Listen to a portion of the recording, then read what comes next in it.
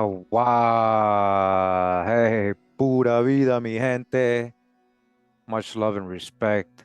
Thanks for tuning in. Appreciate you guys taking the time out your day to do that, especially here in the live, since we are premiering this live, right?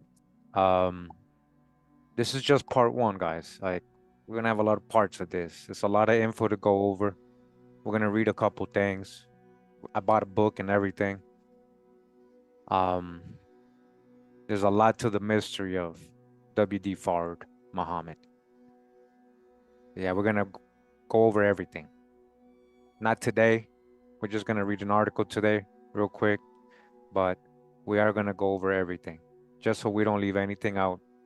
We're gonna talk about, you know, all perspective on him, even the Nation of Islam's perspective on him, so you guys can see. Now, there's no way to do this without offending, I know, certain people, because I know when you talk about people's beliefs and religious beliefs, somebody's always gonna get upset and take it personal. And again, we're just going at this in a historical perspective and try to get rid of the myths, just kind of like we did with the more science temple videos that I had back then and the Pan-African ones, with Marcus Garvey and all these other ones, right? You guys want the truth or you want me to just sugarcoat everything, right? When 2024, eventually, this was going to happen, you know. And I know a lot of you have probably ties to, the Nation of Islam and or people that know or family members and a background. But we're just gonna be talking about the founder, right? Not what happens after, all the good things that come out of it, that's okay.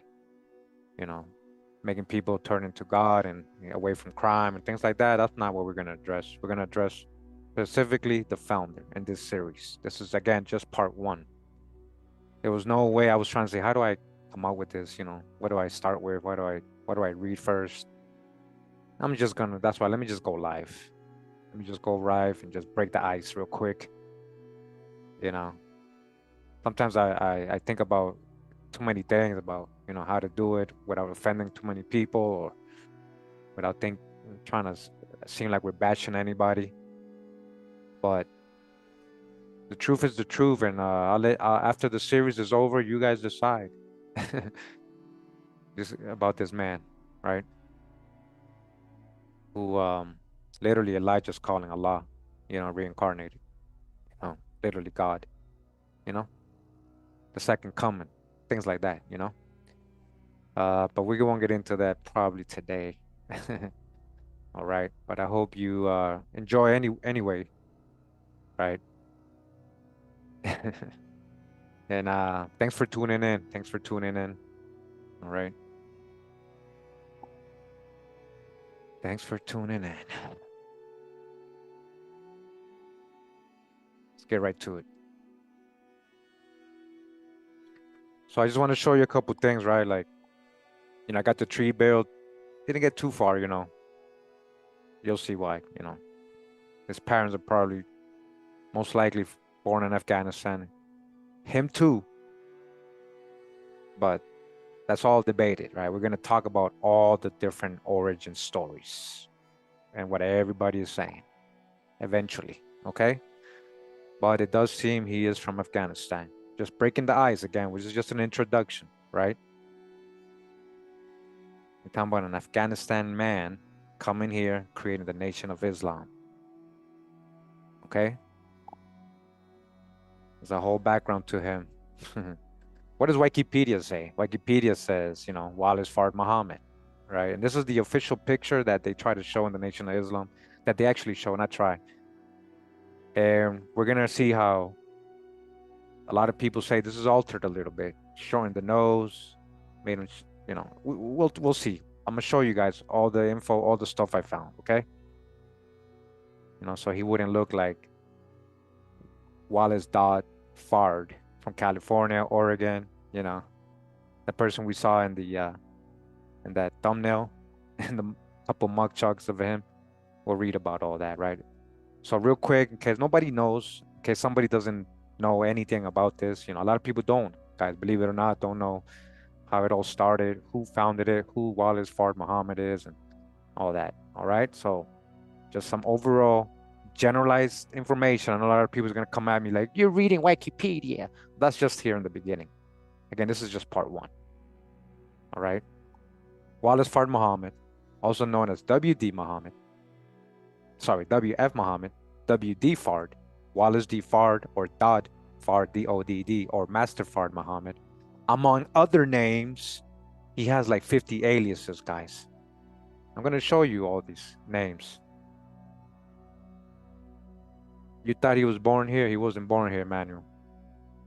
You know, that's what I'm saying. We got to get past the thinking and conjecturing and assuming. Even Elijah said he was born in Mecca, not in America, supposedly Mecca, right? But no, he's from Afghanistan. By the end of this series, you guys will see. And again, I got the records, right? I got records, all right? Military, everything, okay?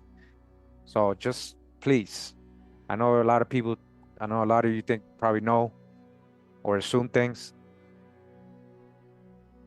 Just wait. Just wait till we're done with the research, all right? Let me just get into this. Let me just do the introduction, get people's feet wet with it. Okay, among other names, he was born around, this is by Elijah Muhammad, 1877, but he was probably born more in 1891, 1890s. Okay, February 26th does seem like his day of birth. And he disappeared. All of a sudden, he just disappeared like Enoch.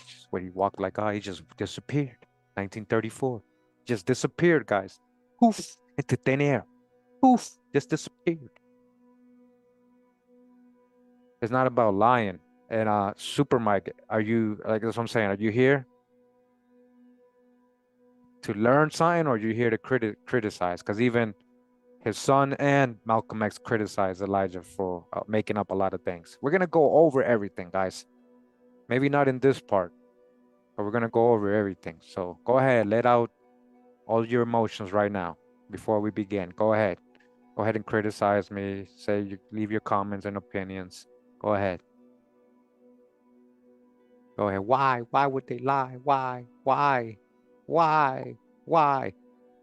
You guys don't know. You guys think that all skinfolk are kinfolk. You think everybody's for you, and you really. Elijah also said these are all your slave names. Is that true?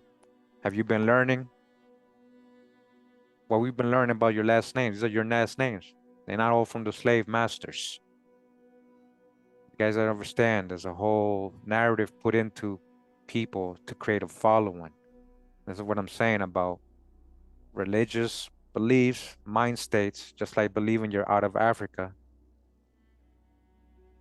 All right, we're gonna go over it. All right, that's something. Why something? You want me to go ask Elijah? He's not here anymore. But you want me to go? Hey, why are you lying? Why are you lying? I didn't now. Maybe he had his reasons. I'm not saying he's a bad guy. I'm just saying there's a lot of hijacks added to the narrative. You guys will see. He also said this is Allah. So that's okay. So if you guys believe this is God and he's holy and he's just the second coming like Jesus, well, I mean, you're probably in the wrong channel if you're stuck on beliefs, because we do history here and we talk about real things with a real foundation. All right. So if you guys are coming with emotions and stuff, you will get timed out. We're not here for that. You will get kicked out. All right. I haven't even started the video and you guys are already emotional. So go ahead, vent a little bit. Go ahead and vent. See? Why Wikipedia? You see what I'm saying? Oh, his book. We're gonna go over his book is like just okay, yeah. A lot of crazy stuff in these books, yeah. Do my thing, okay. Either way, this is for anybody who really cares to learn things, like real context behind history, behind people, not just myths and beliefs, right? Just like Pan-Africans are stuck on out of Africa beliefs as a religious mind state. Okay. Something you should ask yourself, Super Mike. Why would he lie? All right, let's go over the info. I haven't even started. So he arrived in Detroit about 1930 with an ambiguous background and several aliases, and proselytized syncretic Islamic teachings to the city's black population. In 1934, he disappeared, and Elijah Muhammad succeeded him as leader of the Nation of Islam. All right. A couple of pictures of him, right? A couple of pictures of him here.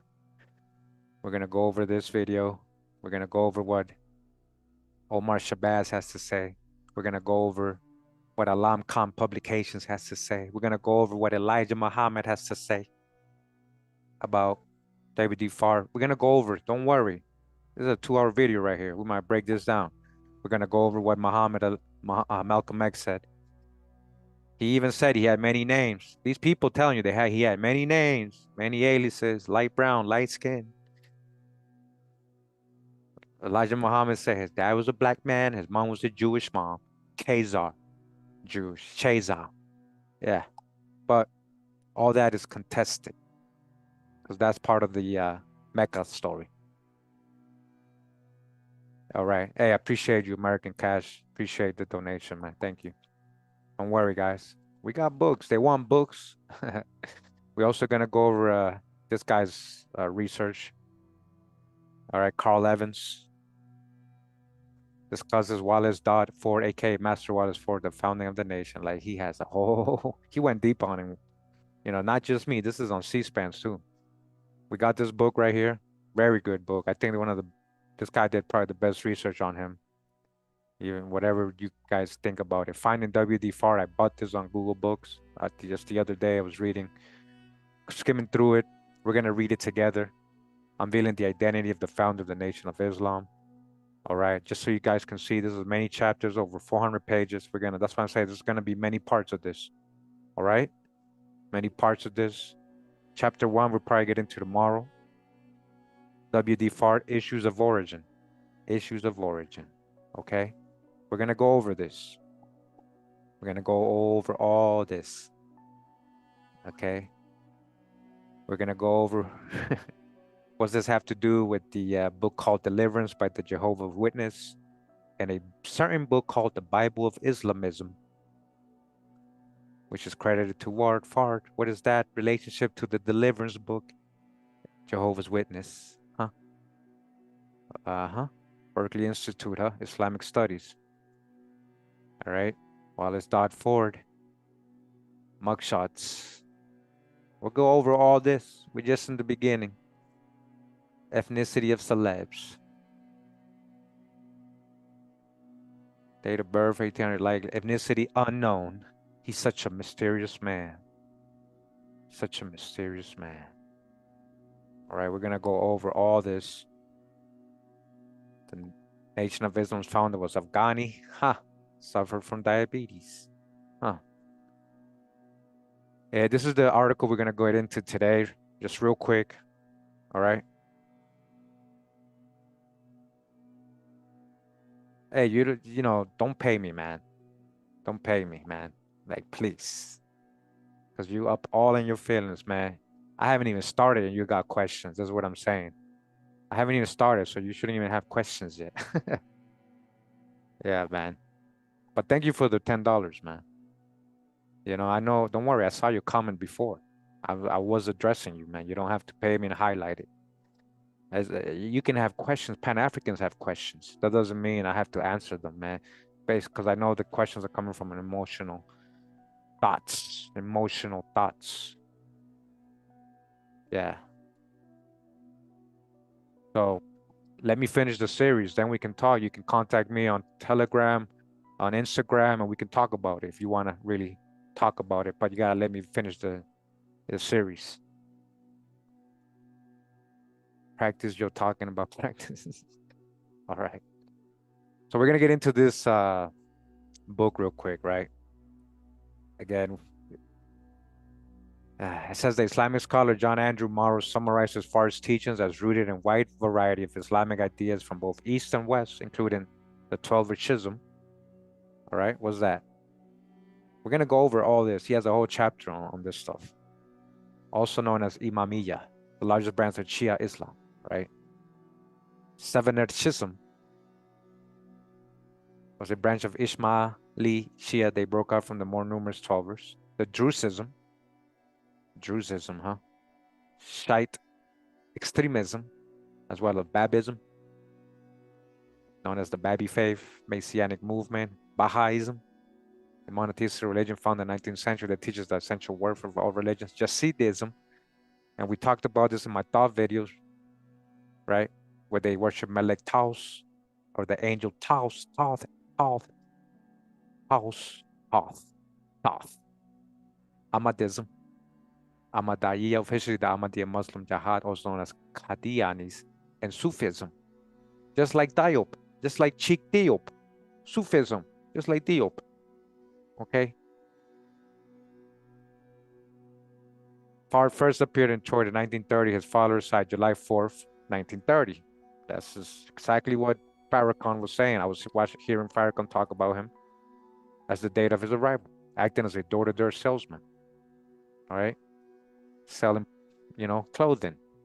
Kind of like Mr. Drew or Thomas Drew, who was selling potions and healing uh, medicine and all that. And he was traveling with circuses and all that. And he was a fortune teller and all that before, right?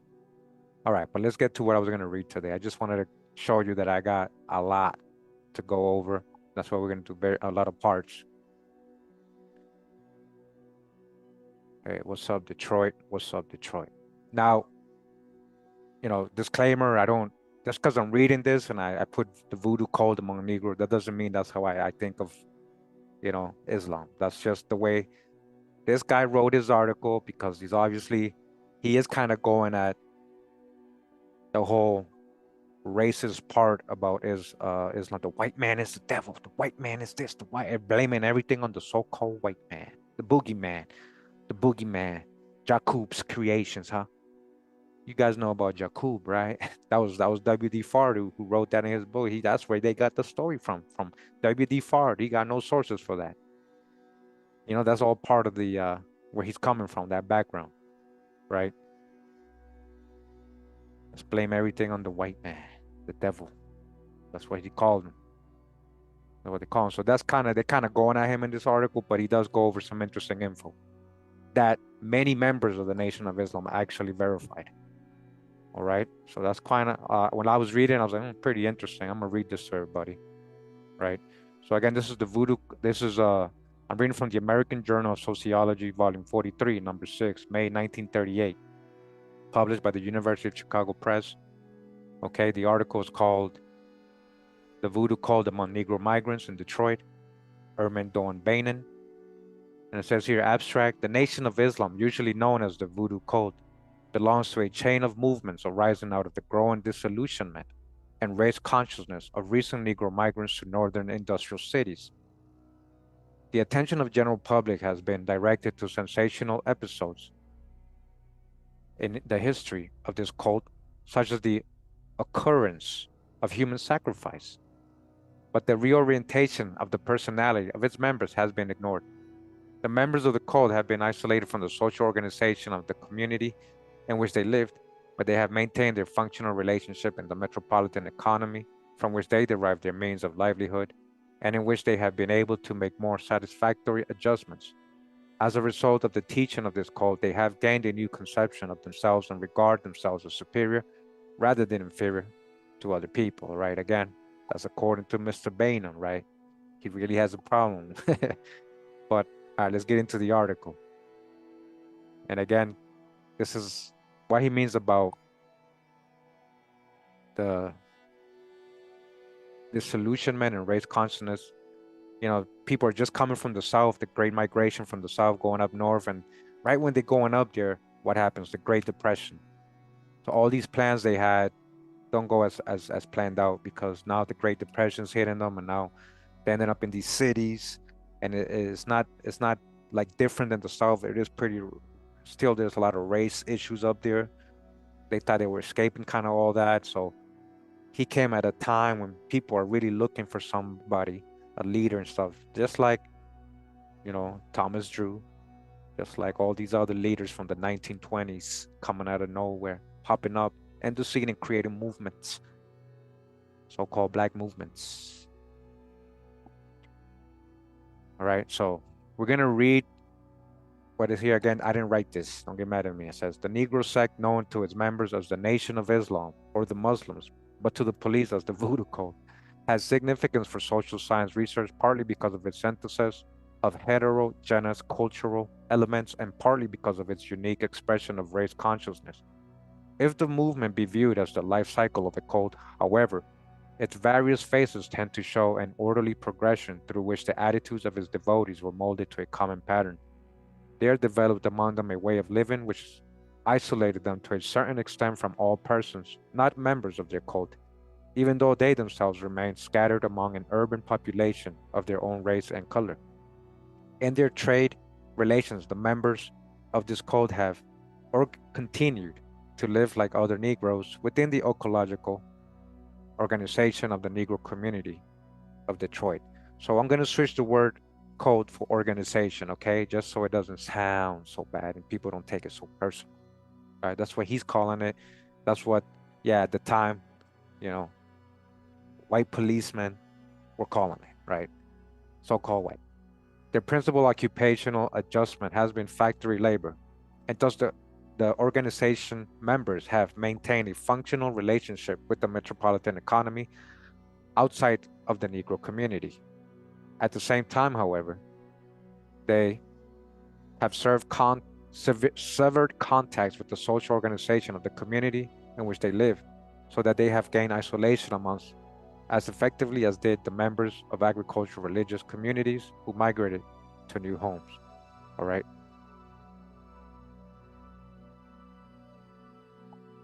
The beginning of the movement. The prophet and founder of the organization made his first appearance among the Negroes of Detroit as a peddler. Like other Arab and Syrian peddlers, he went from house to house carrying his wares, just like people from where he's coming from. That's what they were doing at this time, guys. He came first to our houses selling raincoats, and then afterwards silks. And this way he could get into the people's houses. That's how he made it inside people's houses. For every woman was eager to see the nice things the peddlers had for sale. He told us that the silks he carried were the same kind that our people used in their home country, and that he had come from there. All right. So already he's telling black folks who might be Indians, right? Yep, who are Indians, actually, my fault, who are Indians, who are also black Europeans, already starting to tell them, hey, you're from Mecca, you're from Saudi Arabia, you're from over there, Asia, the Middle East. All right. So already I'm just trying to point something out here. Okay. He told us that the silks he carried, again, were the same that our people used in their home country, and that he had come from there. So we all asked him to tell us about our own country. If we asked him to eat with us, he would eat whatever we had on the table, but after the meal, he began to talk. Now, don't eat this food. It is poison for you. The people in your own country do not eat it. Since they eat the right kind of food, they have the best health all the time. If you would live just like the people in your home country, you would never be sick anymore. So we all wanted him to tell us more about ourselves and about our home country and about how we could be free from rheumatism, aches, and pains. All right. So, yeah, that's, you know, very logical. You have a healthy diet, you're gonna probably live longer, you're gonna be more healthier. What was going on? People with, the means of what they were, what they had, they weren't getting the best food. And I guess all these products were starting to come out, Coca-Cola and all this other stuff, and bad food, right? Fast food starting to come out in the scene, you know. So, you know, hey, everything he's saying sounds good. At the stranger's suggestion, a group of people was invited to one of the houses visited by him, so that on particular evening they all might hear the story in which all alike were so much interested. Accustomed as these people were to the cottage prayer meetings of the Negro Methodist and Baptist churches, they found no difficulty in holding informal meetings in their homes. The former peddler now assumed the role of prophet. During the early period of his ministry, he used the Bible as his textbook, since it was the only religious book with which the majority of his hearers were familiar. right? He didn't start out right with the Quran or anything like that. He didn't come out straight, start reading his books or anything else. He had to relate. He had to make the people comfortable. He had to, come into their houses and stuff. With growing prestige over a constantly increasing group, the prophet became bolder in his denunciation of the Caucasians and began to attack the teachings of the Bible in such a way as to shock his hearers and bring them to an emotional crisis. Okay? And then he started attacking the Bible, huh? And now people getting all emotional. I told you this is what happens when you're stuck on religious beliefs only. The emotions start happening. Brother Shalar Sharif told of the crisis through which he himself passed after hearing the prophet's message. So before we read what he said, this right here, what we're just reading about how he was selling raincoats and talking about good diet in people's houses. This was by Sister Denki Majid, formerly Miss Lawrence Adams. All right, these are people in the Nation of Islam. Okay, so Brother Chalar Sharif says, the very first time I went to a meeting, I heard him say, the Bible tells you that the sun rises and sets. That is not so. The sun stands still. All your lives you have been thinking that the earth never moved. Stand and look toward the sun and know that it is the earth you are standing on which is moving. Is that so? Like, what we're learning about what possibly might be the real realm, the plane. It seems like everything revolves around the earth. Not in space, but inside the firmament. But either way, up to that day, I always went to the Baptist church. After I heard that sermon from the prophet, I was turned around completely. When I went home and heard that dinner was ready, I said, I don't want to eat dinner. I just want to go back to the meetings. I wouldn't eat my meals, but I goes back that night and I goes to every meeting after that.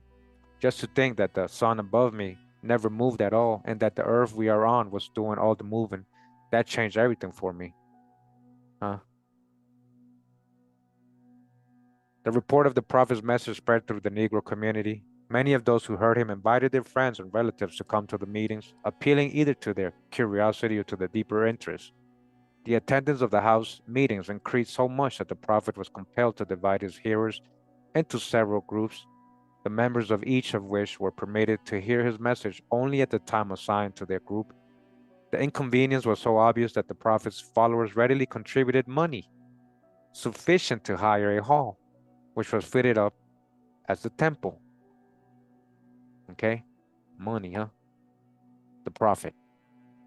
Although the prophet lived in Detroit from July 4th, 1930 until June 30, 1934, we're talking about just 4 years,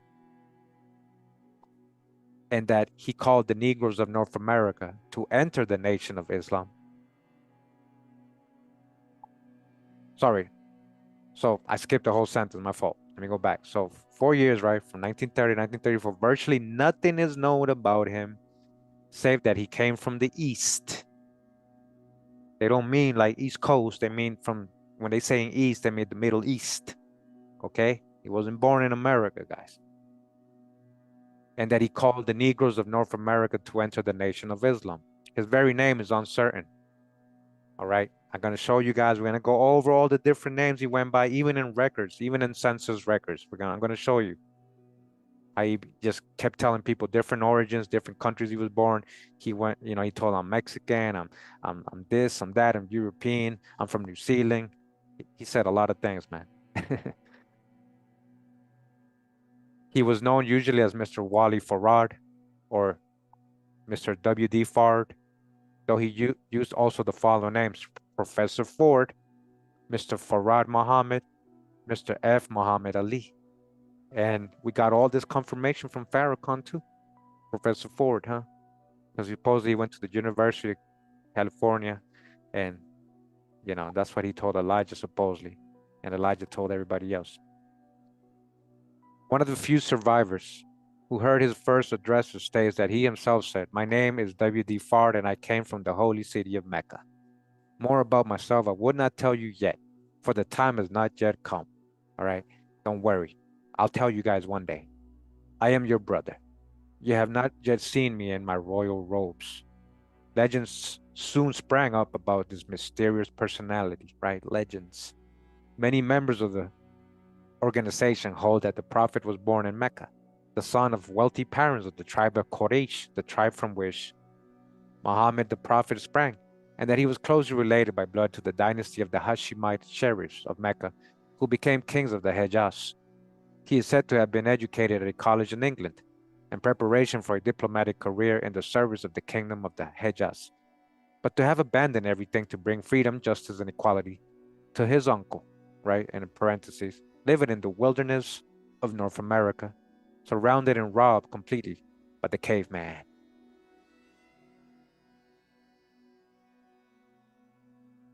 All right, I'm gonna just time you out, man. You're getting too emotional. Again, I already said in the beginning, this is not about the religious aspect of what he created and how it makes people feel better religiously. Okay, we're talking about him, but religions are all man-made, and I'm trying to show you that. All right. Don't matter if you subscribe to me, if you want to, donate. If you're not willing, I do all my videos the same. I'm trying to help you. I'm not trying to bash on anybody. You gotta break out of this stuff, guys. In 2024, it's time to really, really wake up. Again, a lot of this truth is not, it's even controversial for so-called truthers. So-called truthers, self-proclaimed truthers. I got him out of here, don't worry. He just got timed out. I didn't block him. You're only timed out for the day, man. Because I see you're subscribed. You got to be 20 minutes subscribed to even chat on this live chat. So you must have been already subscribed. So I'm glad you like my other videos, right? But it's weird to pick and choose because history is history, right? There's no about agreeing or disagreeing. It just is. Truth just is, not whether you agree or not. All right. And again, we're just reading one article. We're gonna read so much in this series. And by the end of the series, if you're all up in your feelings still, then that's your choice. All right. And I've shown you there was black slave owners. I'm showing you that it's not just a so-called white man, boogeyman. All skin folk and kinfolk. And there was people, whether it was through themselves or planted here by who knows who. All right. But they had specific agendas. Okay. There has grown, however, among the members of the organization a belief that the Prophet was more than a man. As Brother Yusuf Muhammad claimed, when the police asked him who he was, he said, "I am the supreme ruler of the universe." He told those police more about himself than he would ever tell us. You hear that? The Negroes who heard the call. Not all who attended the meetings and heard the stranger's message accepted him as a prophet. Many ridiculed his attacks against the Caucasians and were angered by his criticisms of the churches and the preachers.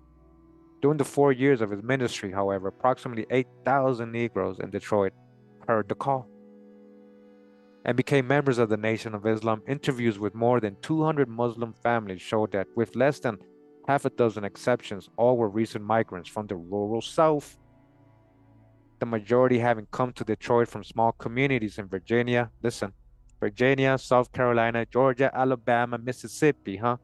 A lot of Indian country right there. But now all of a sudden you're from Mecca, right? Now all of a sudden you're all Muslims, right? You're not Indians, you're not Israelites, you're not the chosen, you're all just Muslims and you came out of Mecca, right? Is that right? That's what he's telling everybody. Investigations of cult members, or the organization members by the Wayne County Prosecutor's Office also indicated the same origin. The interviews disclosed that the Muslims not only had migrated and recently from the South, but also had visited their old homes in the South one or more times after their migration and before they had come into contact with the Nation of Islam. Through these visits, they had become more conscious of race discrimination on the part of the Caucasians. And yes, this is a time when, yes, late 1800s, early 1900s, up to these times, 1920s and 30s, the disfranchisement and mistreatment of so-called black people grouped together as one is happening, yes, by pale-skinned people. Not before that. Not before that. When you guys go back and you see who was congressman, who was the president, you see it was all black folks. who owned a lot of the plantations, mostly all black folks. Who was the Confederates? Who was in the South, really? Mostly all black folks before that. So that whole narrative of we gotta hate the devil, that's part of the separation, right? Divide and conquer. Yes, though people were treating people bad though in these times. Yeah, misguided people doing horrible things to other people. Yes. So they use that. They use that, right? Yeah, Reconstruction, so-called Reconstruction, right? And Negro rule. Shout out to what's his name? Autonomous Party, man. Right? They were reading this great book talking about Reconstruction was all about ending Negro rule, the rulership of the so-called Negroes. They began to realize that lynchings and the indignities of Jim Crow system were perpetrated by Caucasians who worshiped the same God as they did and worshiped him in the same way. In many of its parts, the secret ritual of the organization reflects the aroused feelings with which these Negroes return from their visits to the South. Me and my people who have been lost from home for 379 years have tried this so-called mystery God for bread, clothing, and a home, and we received nothing but hard times, hunger, naked and out of doors. Also was beat and killed by the ones that advocated that kind of God. The illiteracy of the Southern Negroes now seemed due to Caucasian technology. Why does the devil keep our people illiterate? So that he can use them for a tool and also a slave. He keeps them blind to themselves so that he can master them. All right. So again, where are we getting all this stuff? Like he's quoting, number 13. Yes, you guys can see, I forgot I was supposed to be quoting, showing you the sources. So he got that from Far's book, Secret Rituals. Secret what? Rituals. Or Secret Ritual of the Nation of Islam. Part 1 and Part 2. Okay? The white man's the devil. He got you into slave. He gave you your last name, all this stuff.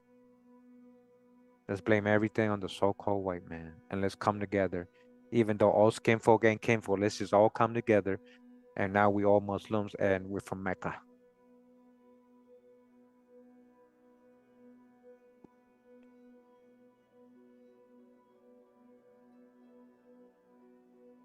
He keeps them blind to themselves so that he can master them. Awaken already awakened already to a consciousness of race discrimination. These migrants from the South came into contact with militant movements among Northern Negroes. Militant movements. Remember, they got the Canaanite temple, which started by Suleiman, who eventually that became the Moorish Science Temple, Suleiman. And we're going to get into this and probably in another episode, another part of this, Ward had something to do. Before he started his whole movement, he was most likely going into these meetings with Suleiman, right? Before it was called the Moorish Science, before Drew Ali took over, after Suleiman. We got videos on this, guys. Catch up, please. So he has some kind of involvement with them. A lot of his teachings sound like a lot of the stuff from the Moorish Science and Drew Ali's notes and books. Okay, but I'm not saying that he copied them, but there's a connection there, and we're gonna put it all together. So these militant movements among Northern Negroes, practically none of them had been in the North prior to the collapse of the Marcus Garvey movement, right? Back to Africa. A few of them had come under the influence of the Moorish American, and they call it a cult here, right? Organization which succeeded it. The effects of both these movements upon the future members of the Nation of Islam was largely indirect. Garvey taught the Negroes that their homeland was Ethiopia or Africa, right? What Ethiopia? It's the Greeks called America Western Ethiopia. The noble Drew Ali, the prophet of the Moorish Americans, proclaimed that these people were descendants of Moroccans. Are you a Moabite now? Are you from Morocco? The new migrants entered a social milieu in which the atmosphere was filled with questions about the origin of their people. Long before their new prophet appeared among them, they were wondering who they were and whence they had come. The funny thing is, their grandma had already told them they knew where they were from. Because we're talking about your grandparents right now, right? So you're saying all these people were lost? They didn't know who they were? The migrants did not find life in the North as pleasant as they had expected it to be when they first came to the land of hope. As the North was known in the Negro poetry and song, the Depression deprived them of their means of livelihood, and they suffered their first experience of urban destitution. So, I was thinking about that as I was reading this article, yesterday, and I was like, wow, how convenient that you got this big migration from the South, all these black folks, and then all of a sudden, the Great Depression hits, almost like by design to me, guys. I really feel like they did that on purpose to hurt specifically black folks to keep this defranchising them. They were probably going to be better if that didn't happen. If the Great so-called Depression didn't happen, they probably would have been able to come up in the North. You know, so to me, it was like by design, and now this is happening, and here comes your leaders, here comes your heroes, and this desolation's going on, this misery going on. Though public relief came to their rescue, the attitude shown by the welfare agents increased their hatred of the Caucasian civilization. Forced to stand waiting for hours to receive their dole, these people began to believe that race discrimination was evident in the North as well as in the South. The welfare workers, including those even of their own race, even of their own race, even of their own race, became symbolic of all that these people hated. It says here an Asiatic trend among Negro dole recipients of the Elmwood district noted at the time as a passing whim. Today came back with horror to two women welfare workers on learning that the fanatical Robert Harris had intended them for human sacrifices as infidels. Harris stated to the police that each of these was a no good Christian and that they would have been sacrificed if he knew where he could have found them. All right, where's that from? The Teachings for the Lost. Oh, there here, sorry. They missing the one. Detroit Times from the newspaper, November 22nd, 1932. A further disillusionment came from their own physical discomfort resulting from life in crowded quarters in a northern city. Unaccustomed to the climate of the North, and especially to its winters, these people soon developed many bodily ailments. Their condition is described by the Prophet Fard in his teaching. He had fever, headaches, chills, gripe or gripe. We call it gripe or cold, right? That's funny. Hay fever, regular fever, rheumatism, also pains in all joints. He was disturbed with foot ailments and toothaches. His pulse beat more than 80 times per minute. So, like anxiety, right?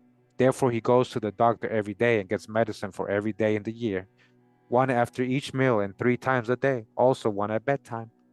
Just like they got everybody now on medication, right? Trying to survive off a medication.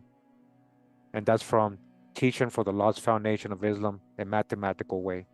Problem number 6, another book from Fard.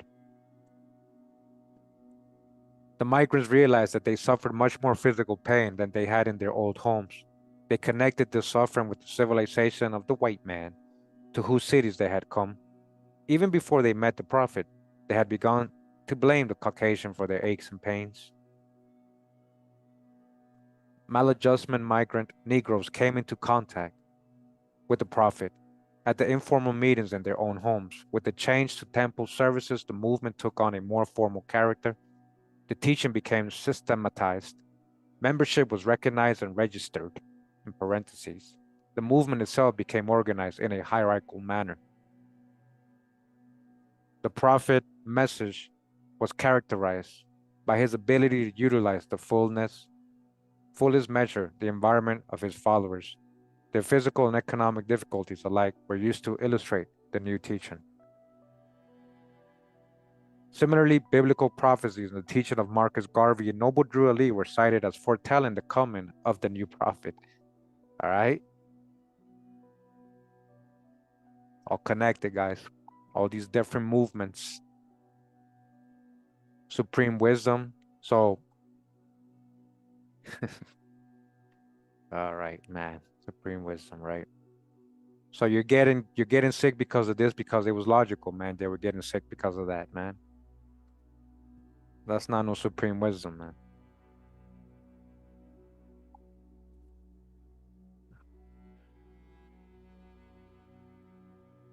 As additional proofs of his message, the prophet referred his followers to the writings of Judge Rutherford. Listen to this. Okay. I bet you a lot of you don't know this, Super Mike. That whole book, I told you that book he was reading, the Bible of Islamism, is literally he was reading the book Deliverance of the Jehovah's Witness. We're going to get into that. All right, we're going to get into that. So again, as additional proofs of his message, the prophet referred his followers to the writings of Judge Rutherford of the Jehovah's Witnesses, to a miscellaneous collection of books on Freemasonry, and its symbolism, right? That's your supreme knowledge right there. And to some well-known works such as The Breasted Conquest of Civilization and Hendrik van Loon's Story of Mankind. Since many of these people were illiterate, it became necessary to organize classes in English so that they might be able to read the proofs about themselves. From Jehovah's Witness, huh? They were also instructed to purchase radios in order that they might listen to the addresses of Judge Rutherford, Frank Norris, and the Baptist fundamentalist, and others. The prophet explained to the people that the recommended books and addresses were symbolic and could be understood only through the interpretation which he himself would give at the temple services. Interpretation that he would give. The Quran itself was soon introduced as the most authoritative of all texts for the study of the new faith. So you see, he brought that out a little later. The prophet, however, used only the Arabic text, which he translated and explained to the believers. So he picked and chose from the Quran, not all of it.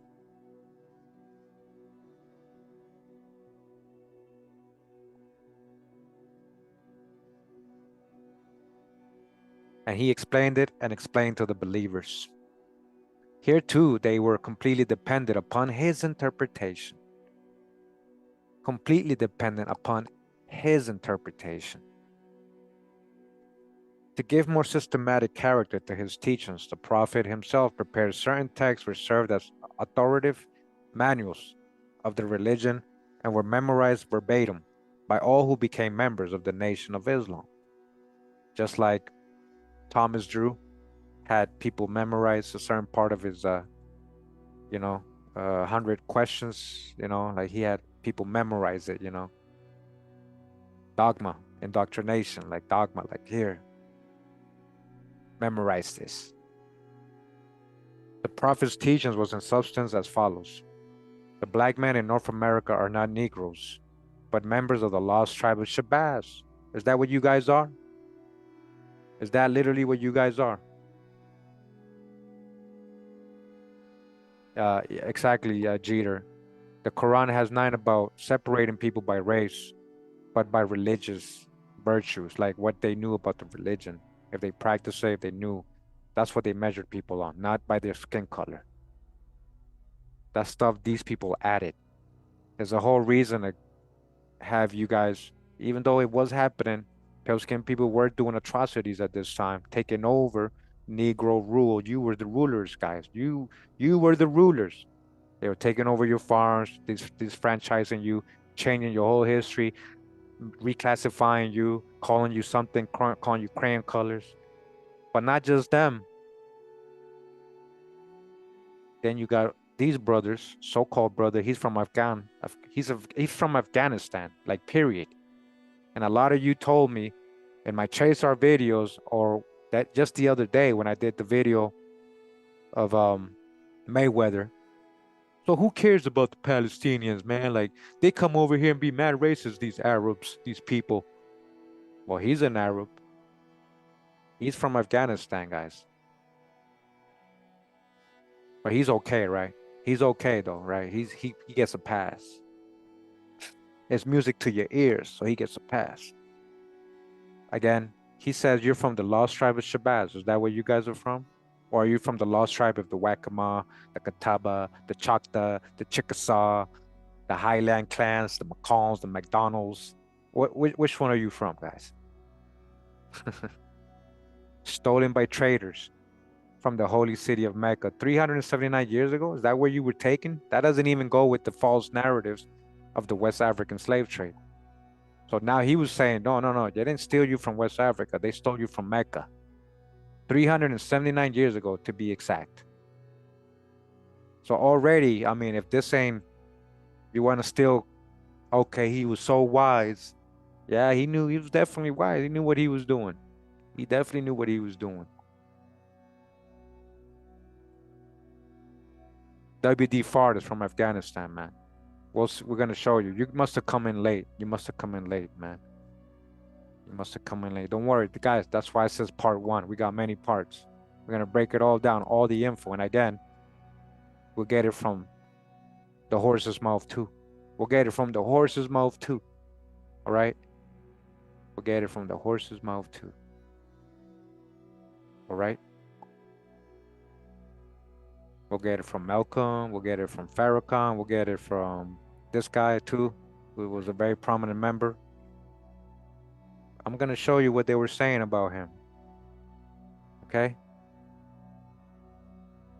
There's Farrakhan. I know Farrakhan's in here too. It's gonna show the genealogy that we got, that we found. You know, it's gonna match everything. You're gonna hear what he had to say, Farrakhan, about him. Don't worry, we'll get to those episodes. We're gonna break this down. We're gonna take our time with it. All right. I'm just showing you different what's historic. You gotta look at it sometimes from the outside. If you're in the inside and you're just stuck on beliefs, you're never gonna want to hear this stuff. So again, I guess you're from the tribe of Shabazz, guys, all of you, and you were stolen from the holy city of Mecca. That's what he told everybody. No, Mayweather is a Chazar lover, man. He loves the Chazars. He's all about the money bag, man. Team money, the money team, right? TMT, the money team. He cares more about the money team than his own people, man. The money team. That he worships at money, man.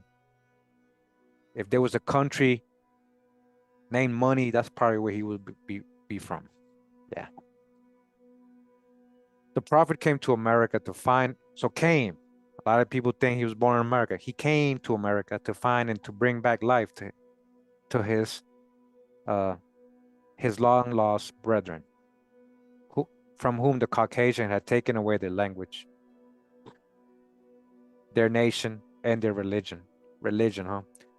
So even Elijah Muhammad admit, well, he says, because we're going to see that he has a different mother than what Elijah's saying, but Elijah's saying that his mom was a white Jewish lady, literally a Khazar, Chazar. So is this self-hate? And you're going to hear that literally his dad made him, like his dad purposely went and picked a Caucasian woman to have a baby with.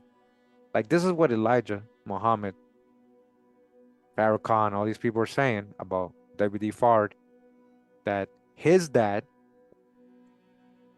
on purpose went and picked a white woman from the hills, whatever hill, they don't mention what hill, but from the hills, he went and looked for a white woman so he can have a mixed kid, a kid that looks a little bit white and also can blend in with the colored folk so he can be able to be a real prophet.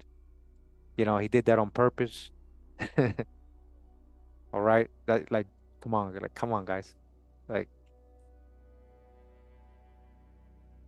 see, that's what I'm saying. You're still part of the organization, but you have to know the whole history of how it started. How can you be a part of an organization that's founded on this? This is the founder. You know what I mean? Like this is the founder. All right. Baby G, no, Babie, right? Or Beatrice. I got her name. Don't worry. I got the names. But you know what I'm talking about then. Say true or not, didn't Elijah say his mom was a white woman? You know, I ain't lying. So here in America, they were living other than themselves. They must learn that they are the original people, noblest of the nations of the earth. Now, we don't disagree with that.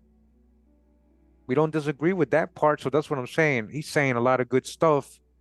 You got to say things that'll make people follow you too, so you can add your other narratives. Now, the brother True and Living on the chat, he says he's still part of it. He says he don't believe that no more. He don't believe that no more. But that's what Elijah Muhammad told you. That's the honorable Elijah. So you don't believe Elijah Muhammad, right? That's what you're literally saying right now. When the guy in the beginning was telling me, "But why would Elijah lie? Why would Elijah lie?" Well, hey, Super Mike, ask True and Living. Why would it? Well, ask you guys can conversate together. Ask him, why would Muhammad lie? Don't ask me. The original people must regain their religion, which is Islam. Is that your religion? Is that all your religion? All so-called blacks in North America?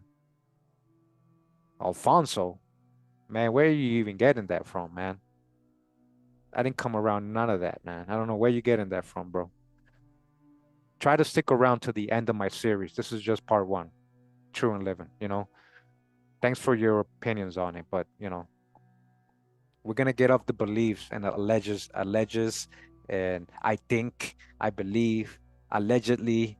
Let's get off all that. Let's try to empty our cup right now. All right, let's try to empty our cup right now.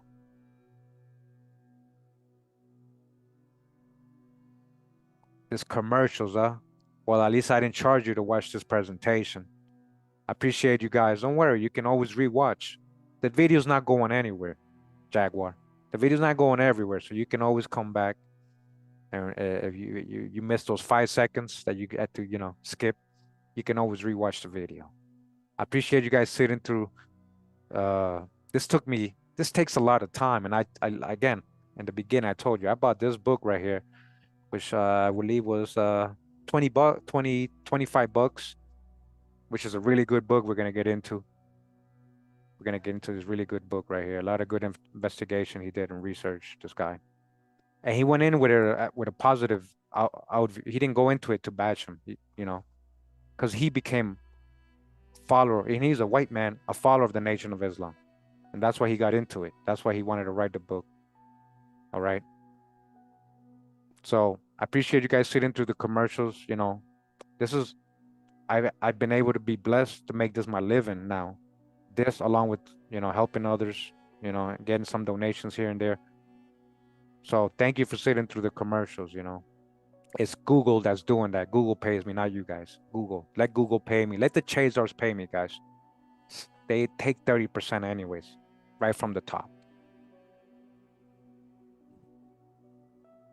But you're from the noblest nations on earth. So he's saying your religion was Islam, saying all so-called black folks in North America's religion was Islam. Their language, which is Arabic.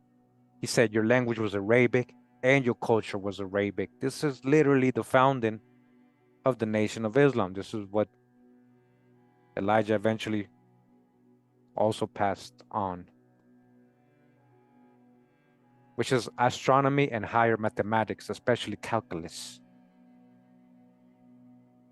They must live according to the law of Allah, avoiding all meat of poisoned animals, hogs, duck, geese, possums, and catfish. And I'll tell you something right there. That's also in Leviticus and Exodus on about the clean animals and dirty animals, not just in the Quran. These are the dirty animals he just mentioned there. They must give up completely the use of stimulants, especially liquor. They must clean themselves up, both their bodies and their houses. If in this way they obeyed Allah, He would take them back to the paradise from which they had been stolen, the holy city of Mecca. All right? That's where you guys got taken. That's where you guys got taken from. That's what He's telling everybody. That's what He's telling everybody.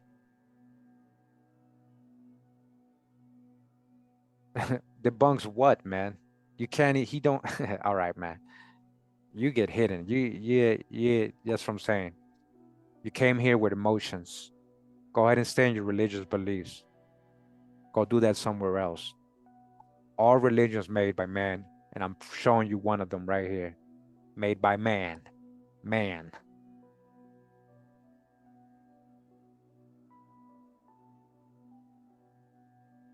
Pay to get played. I don't know what you mean by that, Tony. I'm gonna keep an eye on you, man. Yeah. So I guess you're from Mecca then. I guess all you guys are from Mecca. Your religion is Islam. Your culture is Arabic, right? Those who accepted this teaching became new men and women, or, as the Prophet expressed it, were restored to their original and true selves. As a mark of this restoration, the Prophet gave them back their original names, which Caucasians had taken from them. All right? This is what I'm trying to tell you. He said, all your last names were slave owner names. They're not yours. So he had to change your names into Arabic names. As a mark of this restoration, the Prophet gave them back their original names, which the Caucasians had taken. Since a sum of money, usually $10, was required, a sum of money, usually $10, was required to secure the original name. This work must have been extremely profitable to the Prophet. And when you got thousands of people, all of them paying $10 just so they can switch their name to Arabic names, when you were when you had your own names since ancient times. These are your names, guys. This is what we've been learning and proving.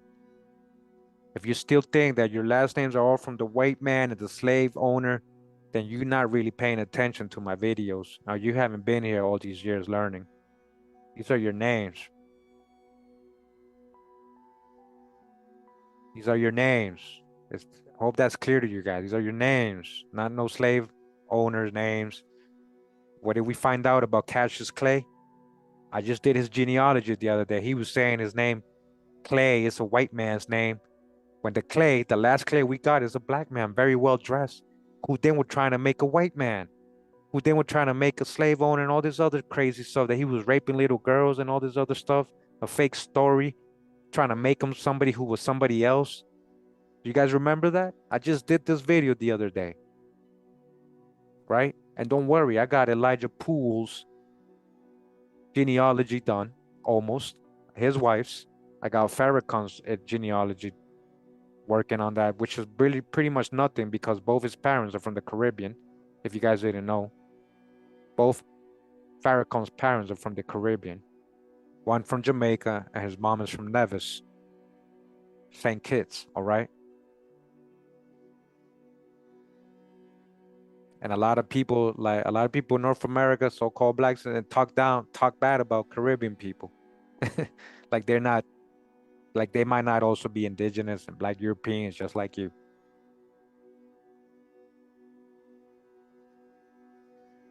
Indians and black Europeans. So $10 just to change your name, extremely profitable for the Prophet. Each new believer wrote a separate letter asking for his original name, which the Prophet was supposed to know through the Spirit of Allah within him. Examples of the changed names are, listen, Joseph Shepherd became Jam Sharif. Joseph Shepherd, huh? Lindsay Garrett became Haziz Allah.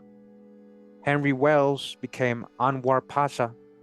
William Blunt became Sharif Allah.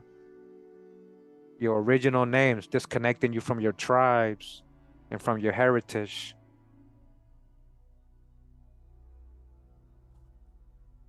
Hey, you want to know who I am?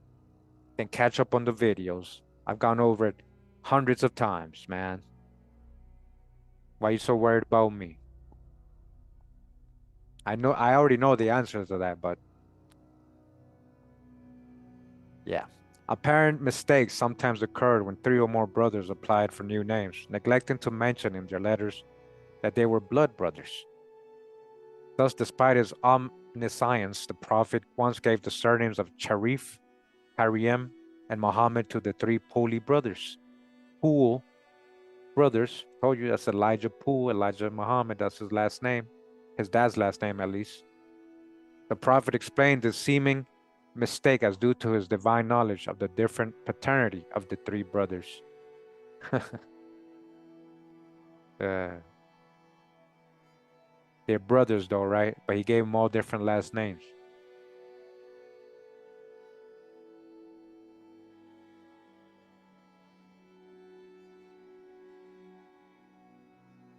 Hey, welcome to the channel. You just gotta catch up. I guarantee you won't regret it, man. I tell that to everybody. I'm not trying to be, a jerk. I'm not trying to be a jerk. I just really want you to catch up because there's a lot of info we've gone over, a lot of good information that I know you're gonna like if you're new to my channel. Hey, Mike, appreciate you, man. I don't need. I know what I am. I got my genealogy done. Like, I know who my people are, man, and I'm very proud of my heritage. I didn't get taught my heritage either growing up or in schools or anything. It's the same thing, guys. They tell us we're something else. They got tags on us too.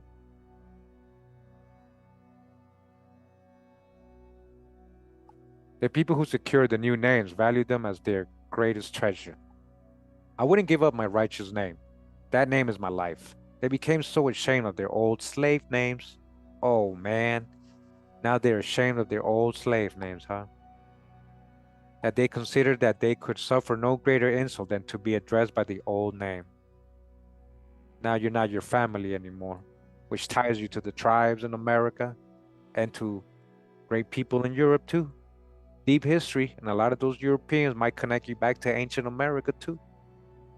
This is what I'm saying. Like, so you don't think he had, like, I can't read this without thinking he did this on purpose, knowing who the people really were. And he's from Afghanistan. Some people tell me, what do you know, Kurimeo? You ain't black. Or what do you know, Kurimeo? You're from Costa Rica. What you know about people? Well, what does he know about you guys? He's from Afghanistan. Yeah. They sought to live in conformity with the law of Islam as revealed to them by the Prophet, so that they might be worthy of their original names. Gluttony, drunkenness, idleness, and extramarital sex relations, except with ministers of Islam. Except, listen, oh my gosh, we're prohibited completely, except with the ministers of Islam. Extramarital sex relations, drunkenness, gluttony, idleness. You cannot do that except with ministers of the Islam. Except unless it's one of the ministers of Islam, then you can do that stuff. Then you'll be forgiven. You'll be pardoned. Don't worry about it. Hook up the ministers.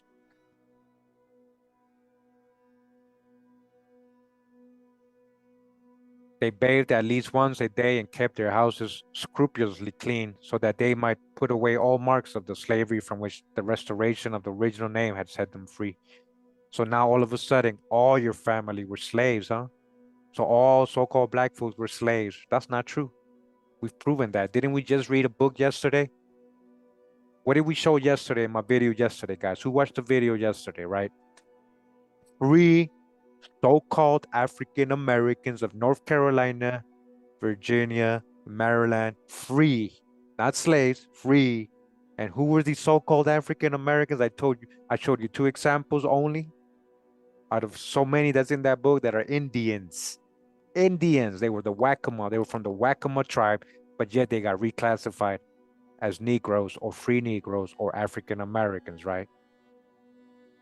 So not all your family were slaves, guys, or indentured servants. A lot of them indentured to their own family members, to their uncles or the neighbor across the street, a family friend, apprentice, or indentured to them. This is what I'm trying to tell you guys. This is big hijack. And if you're mad at what I'm saying right now, that this was done to you on purpose, that this literally was on purpose, make you think those ain't your real names, and you want to get emotional about that, then that's your choice, okay? You ain't ready for real truth. You ain't ready for it, man. And I'm not just talking like these people did in the 1920s. They were just talking. They never showed people any sources or any census or any genealogy to say, oh yeah, you all came from Mecca, or you all came from Morocco, or you all came from Africa with Marcus Garvey. They weren't showing them anything. They just believed them because it was music to the ears. It was better than what the so-called white man was saying. The rapid increase in membership made necessary the development of a formal organization. Subsidiary organizations had been established as the need for them arose. Chief of these was the University of Islam, to which the children of Muslim families were sent rather than to the public schools. Here they were taught the knowledge of our own, right? About the white man is the devil and you're from Mecca, rather than the civilization of the Caucasians devils, like I just said. Courses were given in higher mathematics, astronomy, and the general knowledge, an ending of the spooked civilization. Remember, a lot of Freemasonry involved. That women might keep their houses clean and cook food properly. There was established the Muslim girls training and general civilization class. You got to keep the house clean and cook, all right? That's your job. Fear of trouble with the unbelievers, especially with the police, led to the founding of the Fruit of Islam. If you guys don't know, those are the bodyguards, right? The security. They are very menacing, right? Like they don't play around when it comes to their leaders, right? Protecting their leaders and their ministers and stuff. They're called the Fruit of Islam, a military organization for the men who were drilled by captains and taught tactics and the use of firearms. Each of these organizations was under the control of a group of officers trained especially by the Prophet for their task. Finally, the entire movement was placed under a minister of Islam and a corps of assistant ministers, all of whom had been selected and trained by the Prophet. Within 3 years, the Prophet not only began the movement, but organized it so well that he himself was able to recede into the background, appearing almost never to his followers. Only the main people on top got to see him, guys, and talk to him eventually. During the final months of his residence in Detroit, never to his followers during the final months of his residence in Detroit. This was undoubtedly an important factor in the cult's survival after the Prophet's departure. Hey, I'm about to say something very controversial, but hey, Jeter, who who shot Malcolm X, man? Who shot Malcolm X? That's all I gotta say when you're talking about, right? What you're talking about, right?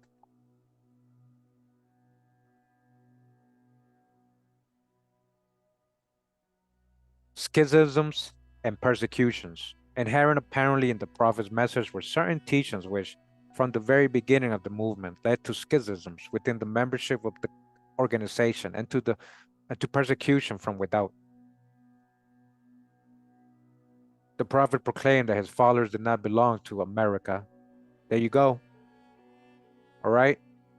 There you go. You're in the Nation of Islam, so you must believe that you're not from America. You don't belong to America then, Super Mike. I don't know why you're on my channel then, because that's all we teach here. That's literally what we just be teaching in general, because a lot of your heritage, if you're so-called Black American, is American Indian. For some of you, a lot more than others, but you all got it. But the Prophet, so-called Prophet, the guy from Afghanistan, who had many aliases before this, we'll get to that. We haven't even talked about all his mysterious origins. That's probably going to be tomorrow a little bit, and then on future episodes, okay? So he said that you did not belong to America. They were citizens of the holy city of Mecca, and their only allegiance was to the Muslim flag, not to your indigenous flag, or your tribe, or even your surnames that are coming from Europe, but to Mecca and the Muslim flag.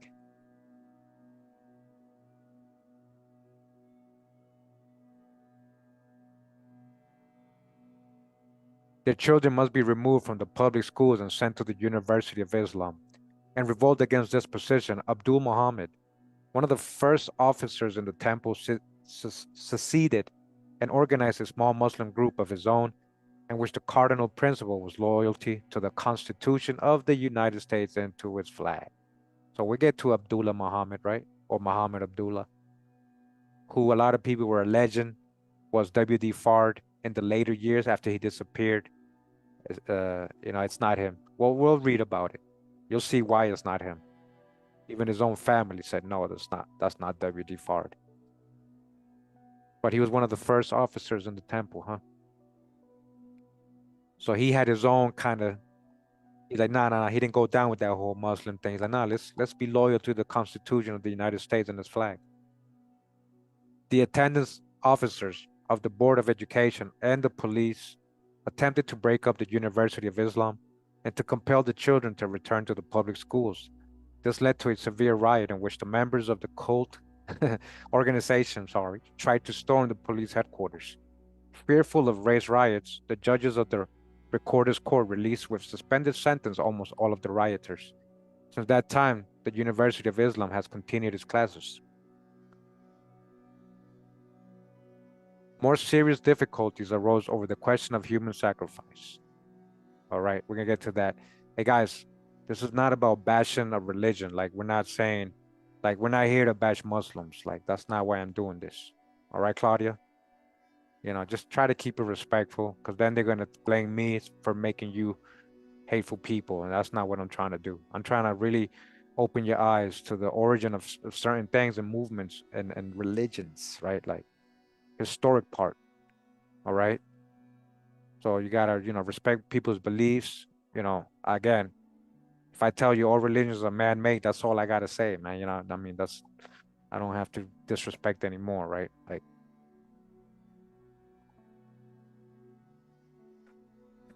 so more serious difficulties arose over the question of human sacrifice. The Prophet's position on this question was never made clear. He taught explicitly that it was the duty of every Muslim to offer a sacrifice for Caucasian devils in order that he might return to his home in Mecca. All right? He literally wrote that. He literally wrote that, right? And the Secret Rituals, Part 1, Section 10. You don't believe me? Go check it out. I'll try to get the source and the future episodes so you guys can see. But he literally said, he taught explicitly that it was the duty of every Muslim to offer a sacrifice for Caucasian devils in order that he might return to his home in Mecca. All right?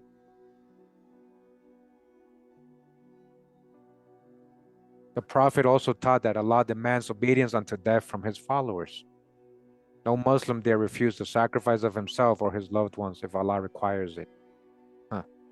On November 21st, 1932, the people of Detroit became conscious of the presence of the organization through its first widely publicized human sacrifice. This really happened, guys, all right? A prominent member, Robert Harris, go look it up, renamed Robert Karim, erected an altar in his home at 1249 Du Bois Street. Du Bois, Huguenots, right? Du Bois, Huguenot last name, and invited his roomer, John J. Smith, to present himself as a human sacrifice so that he might become, as Harris said, the savior of the world. Smith agreed, and at the hour appointed for the sacrifice, 9 a.m., Harris plunged a knife into Smith's heart. After constant recurrences of rumors of human sacrifice or attempted sacrifice, on January 20, 1937, Verlene McQueen, somebody else named McQueen, South Carolina, we'll get to that person one day, renamed Verlene Ali, brother of one of the assistant ministers, was arrested as he prepared for the ceremonial slaying and cooking of his wife and daughter. This sacrifice was, as he said, to have cleansed him from all sin. These cases of human sacrifice have directed to the organization much attention from the police department, so that the organization has been forced to pursue many of its activities in secret. The question of sacrifice has led also to serious internal clashes. Rebels against the will of Allah, as they are called, have left the temple and organized another temple of Islam, desiring to remain within the framework of the organization but to avoid human sacrifice. The necessity of which is an expiation of sin forms one of the most hotly debated subjects among the organization members. Persecutions and schisms alike have tended to increase the cultural isolation of the members of this group. The effect of the schisms was selective, leaving within the parent organization those who were bound together by common attitudes and common loyalties. Attacks made on the cult by the police department have been instigated, usually by the leaders of Negro organizations. These persecutions have led naturally to a greater solidarity among the organization members and to constantly increasing isolation of the Muslims from other residents of the Detroit Negro community. Efforts to exploit the movement. The solidarity and cultural isolation of the Muslims have rendered ineffectual the various attempts made by interested parties to redirect the activities of the organization in order to further their own particular purposes. The first of these efforts was made by the communists in 1932, but the organization members rebuffed their appeal. Then came Major Takahashi, a reserve Japanese officer, who sought to lead the Muslims to swear allegiance to the Mikado. Only a small minority of the members followed him into the new movement he organized, the development of our own. So there's a whole interview with Elijah Muhammad getting interviewed by this Japanese guy. So this is what they're talking about. But his deportation, this schismatic movement, came to naught. An Ethiopian Wixie wizard, S.J. Chaloli Siltsis, sought in June 1934 to reorganize the movement as means of sending financial support to Ethiopia. This too was unsuccessful. At present, the members of the cult have come under the influence of certain anti-union interests and talk violently of the war of the CIO against Allah and the need of removing from the planet Earth all union organizers. While this trend seems very pronounced at present, it is unlikely to leave any permanent impression upon the movement and still less likely to detach from Nation of Islam any of its members. All right, again, this was written back in 1938, guys. This is what's going on at that time. This is how they're seeing the organization, right? And again, we're reading from the American Journal of Sociology, published by the University of Chicago Press. Adjustments of organization members in the urban economy.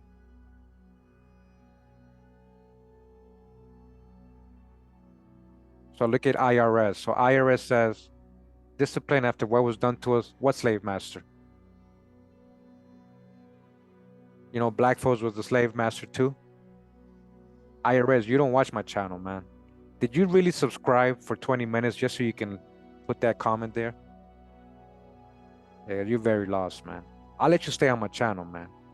But you don't get to talk today anymore. But you can stick around and hopefully you go and catch up on the videos and learn something, some real history.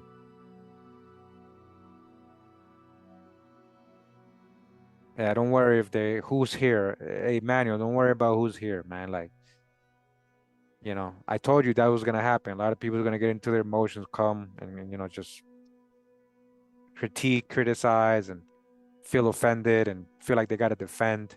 They gotta defend this. You know, somebody telling them that they're from Mecca and that they're not American because they're probably still into that whole Pan-African or Pan-Islamic. Because listen, I got future videos. We're already gonna. His name is IRS, by the way. That's funny. Anyways, we've already gone over it before about the whole Pan-Islamic movement here, trying to make everybody Islamic. This was part of it right here. All right, even with the Canaanite temple and yeah. The tribe of Shabazz and all these people. Shout out to 42 The Drop Radio. More on more wool. Yeah, we just talking about more on more wool. All right.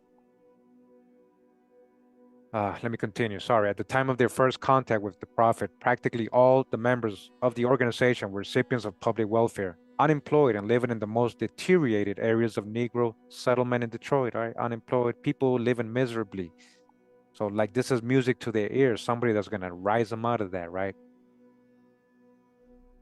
At the present time, there is no known case of unemployment among these people. Practically all of them are working in the automobile and other factories. They live no longer in the slum section around Hastings Street, but rent homes in some of the best economic areas in which Negroes have settled. They tend to purchase more expensive furniture, automobiles, and clothes than do their neighbors, even in these areas of higher class residents. This improved economic adjustment is due doubtless partly to post-depression conditions of employment and to the increased hiring of Negroes as a result of recent labor troubles.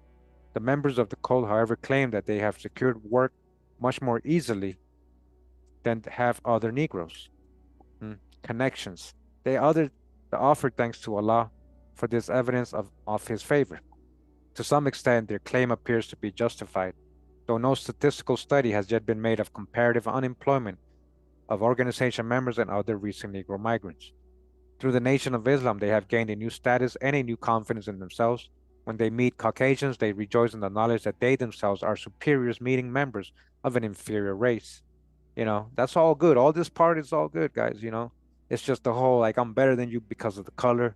That just goes, you just look what happened. Look at all the years after that. Like, look what we're dealing with now. Race, the whole concept of race, separating by color, divide and conquer, man. Employment managers tend to accept more readily persons whose appearance gives evidence of clean living and self-reliance than those who show the marks of debauchery, defeat, and despair. The ascetic manner of life of the Muslims also has contributed to their economic improvement. No money whatever is spent by them on liquor, tobacco, or pork. Their one meal of the day consists almost entirely of vegetables and fruits. Consequently, their expenditure on food is significantly smaller than is that of other Negroes in Detroit. This economy in consumption, however, is not extended to visible marks of status such as houses, automobiles, and clothes.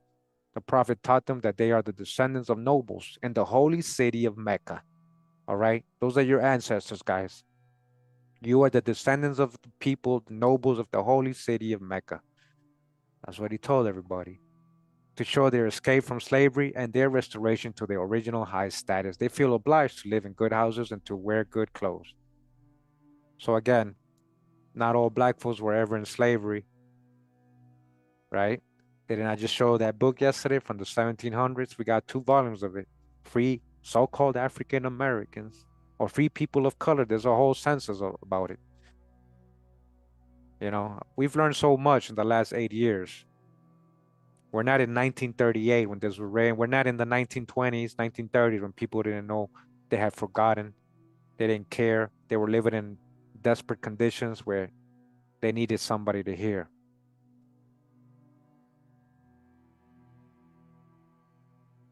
Yeah, so let's hide Sham God Ken. Don't even recognize his name. He subscribed. Hey, I appreciate you guys subscribing for 20 minutes just so you can leave your emotional remarks. At least you subscribed. Yeah. To show their escape from slavery, right? Despite their expenditure on these items, members of the organization constantly declare that they are ashamed that they have not been able to purchase better commodities or rent finer homes. This furniture is the best we could afford to buy here in the wilderness of North America, where we have to live other than ourselves. When we go home to Mecca, we will be able to get really good furniture, just like all our people who live there. All our people who live in where? In Saudi Arabia, Mecca, who live in Saudi Arabia, Mecca. Those are your people. Is that your people, guys? That's all your people, right? And Daisy's showing that shrine in Mecca, right, where they go around and do a lot of crazy stuff when they're doing, like, you guys don't even want, like, I've gone over it. They do some pretty crazy stuff going around that square.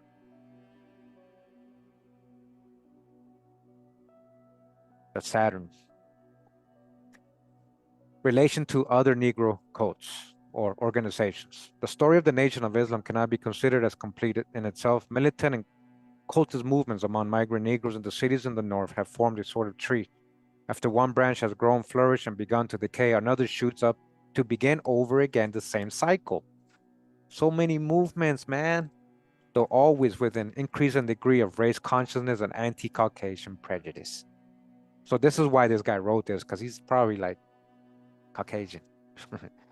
Out of the wreck of the Marcus Garvey movement, back to Africa, there sprang Phoenix like the Moorish American, right? Moorish Science Organization, of which the prophet was Noble Drew Ali, or Thomas Drew, his real name, Thomas Drew. After this prophet disappearance and the stabilization of the movement as a formally organized denomination, there sprang up the Nation of Islam. Although the cultural isolation of the members of this organization has not declined during the 3 years of their prophet's absence, there are many evidences of the loss of militant aggressiveness which once characterized this group. The organization also is tending to become more amorphous.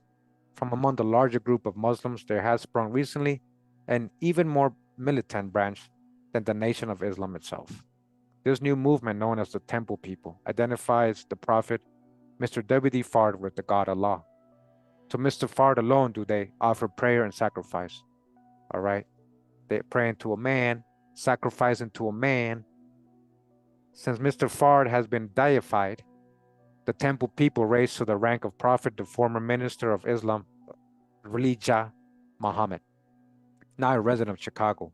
He is always referred to reverently as the Prophet Elijah in Chicago. Elijah. He is a former assistant of his, the Haitian Theodore Rosier, who became the minister and director of the new movement. Thus continues the chain of these movements, each running through its cycle of growth and decay, and all of them interwoven as strands of a web. Fundamental to them, all in the effort of migrant Negroes to secure a status satisfactory to themselves after their escape from the old Southern accommodation of white and Negro. That's the hijack. And look at this. Look at the footnote, right? Elijah or Elijah Muhammad. His slave name was Elijah Pooh. Oh, really? Well, we'll see about that in his genealogy. I got it. I got his genealogy, guys. Oh, his slave name, huh? You mean his grandfather Mark and Irwin, William? You mean those ain't his ancestors who had that name? Okay. Don't worry, we'll get to that too. Genealogical stories, right? Episode. Right. So that's the end of this article, right? That's the end of this article. Let's see what else we got here.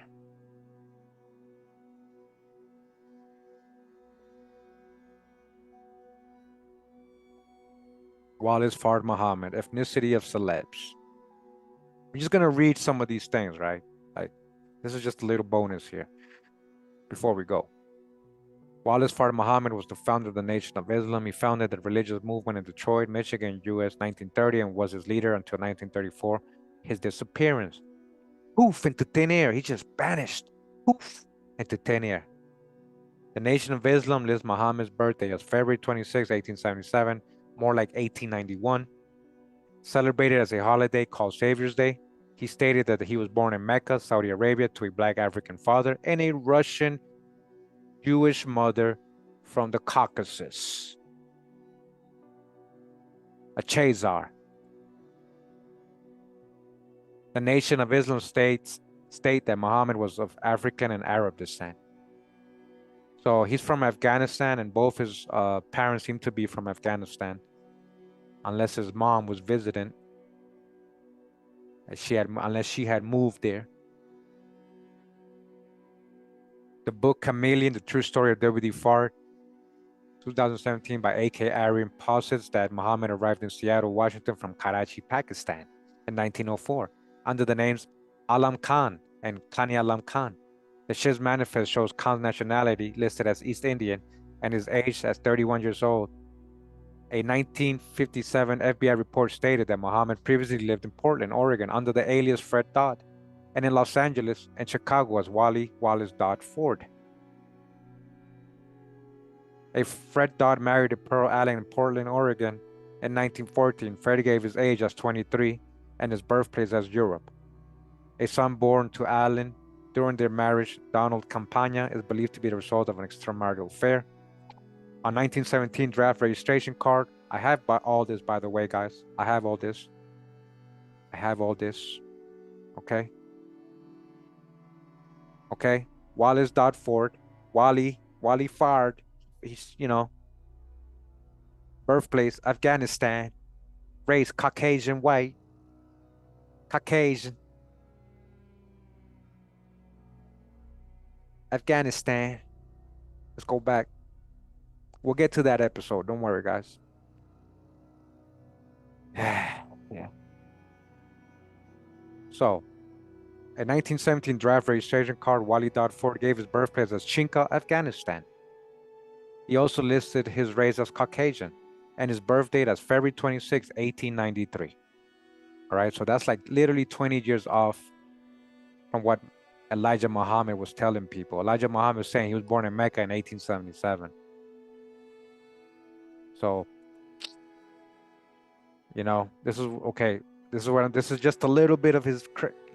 See, this is before he got to Chicago, guys. Like, a lot of people just don't want to bother with that.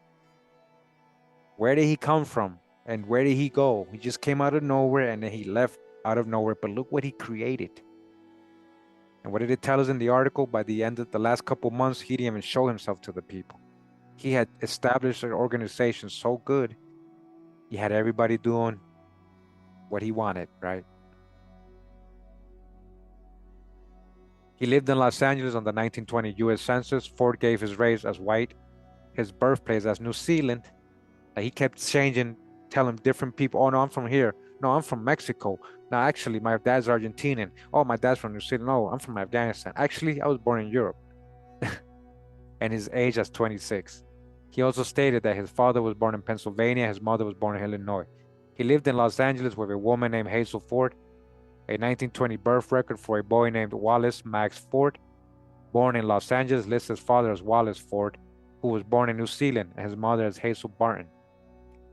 In 1924, Ford married Carmen Trevino in Santa Ana, California. On their marriage record, Ford gave his race as Spanish. Listen, not Spanish. Let me show you what it says. Pretty funny. Actually, let me show you the 1930. You think I'm making this up, right?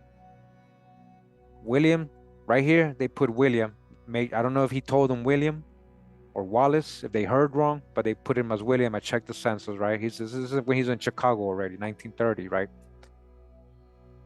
Race, Mexican, Latino, right? Birthplace, Oregon. That's what he told them. I was born in Oregon, right? My dad is from Argentina. My mom is from Oregon, right? Look at this. Occupation, salesman, clothing. Are we talking about the same guy? Salesman, clothing. Let's go back. Elijah Muhammad, Wikipedia, right? And this is literally what they tell about him too.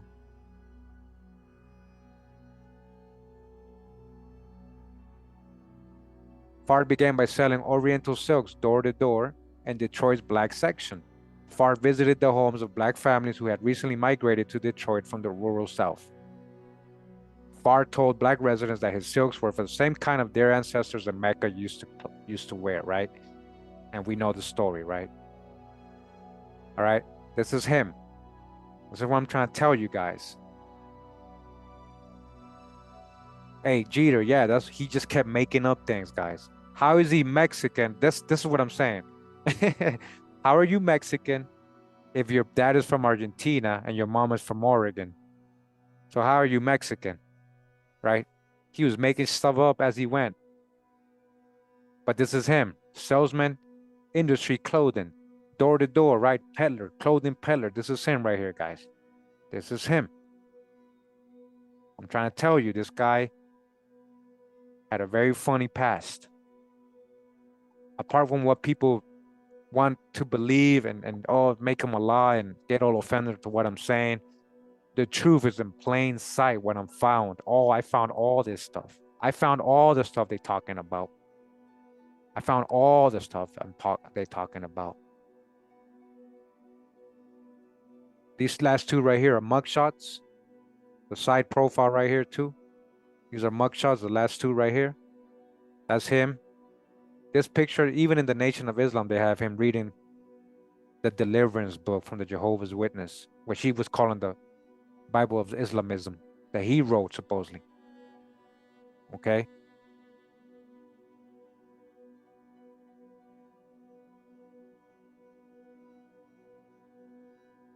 Look at Derek Duncanstein with the same image of somebody.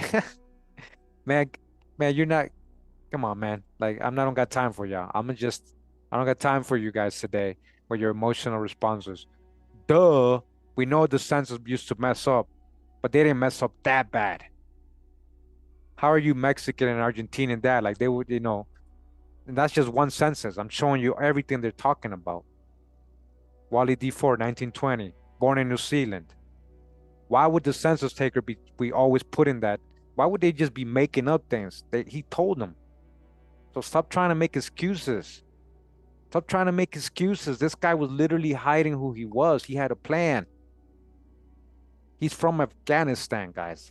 No, he's literally from Afghanistan. One of these, look, right here. He went by Fred Dodd. He went by Fred Dodd too. He went by Fred Dodd. You guys are gonna see. Afghanistan. He went by Fred Dodd. That was one of his names too. That was one of his names. Wally D. Ford, San Quentin Correctional Facility. He was in jail twice. He was in jail twice too before that. This divine person. Yeah, they arrested God, man. That's what two-piece. I'm just reading what he said.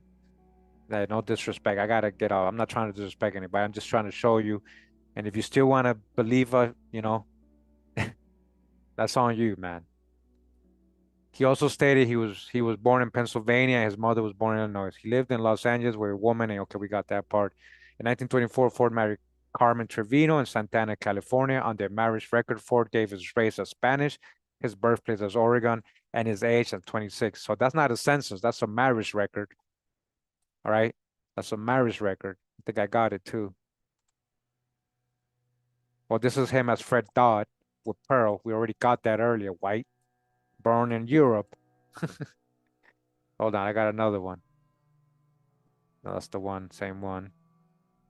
Could have sworn I had that one too. Carmen Trevino, right? Wally Dodd Ford. That's where you get the WD Fard, WD Fard. Guys, and that's the other thing. We went over this in my book, Jews and Muslims in British Colonial America, about the last name Ford and Fard and Dodd. Fard.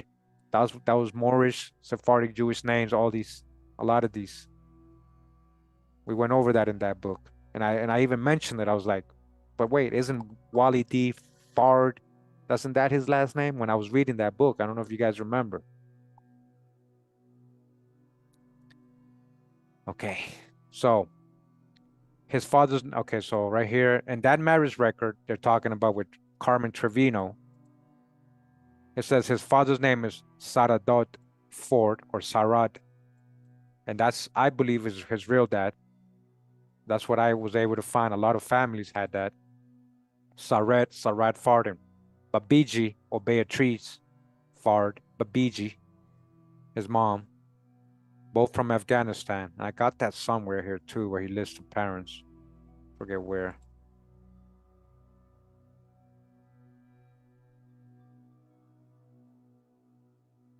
On one of them.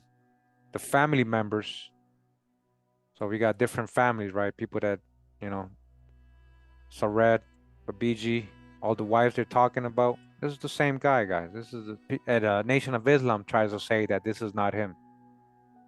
When the FBI fingerprints matched, and these pictures right here are literally him. They're all him. Even the one from that they touched up, photoshopped, where he's reading the Bible from the side. They grabbed it from another picture. I'm gonna show you the video. In this video, right? We're gonna go over this video probably tomorrow. Okay. We got a lot to show.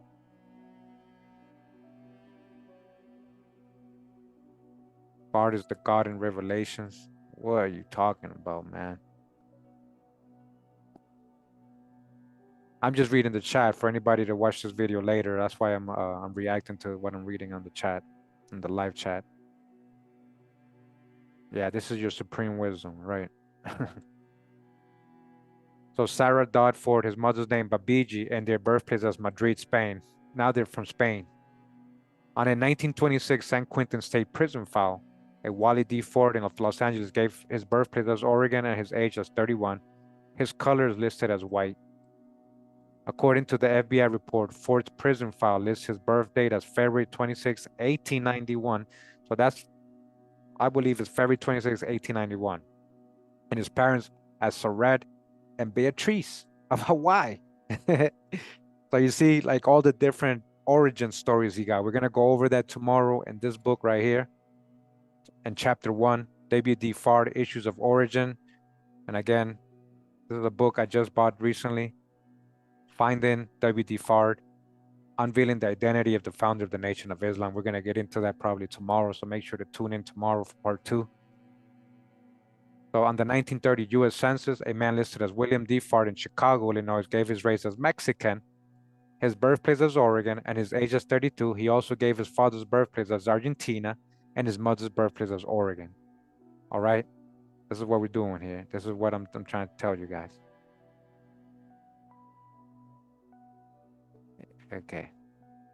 So you're talking about Christianity, revelation, and you're talking about religion, and you're talking about he's a God. Okay, man. Like, come on, man. I just time you out for 24 hours, man. Come back to try again tomorrow, man. You probably will. I know it. I know it. There's a lot to this history. Yeah, Super Mike. There's a lot to this history, which when you're not biased about it, you're going to find out certain things. That's what I'm trying to tell you, man.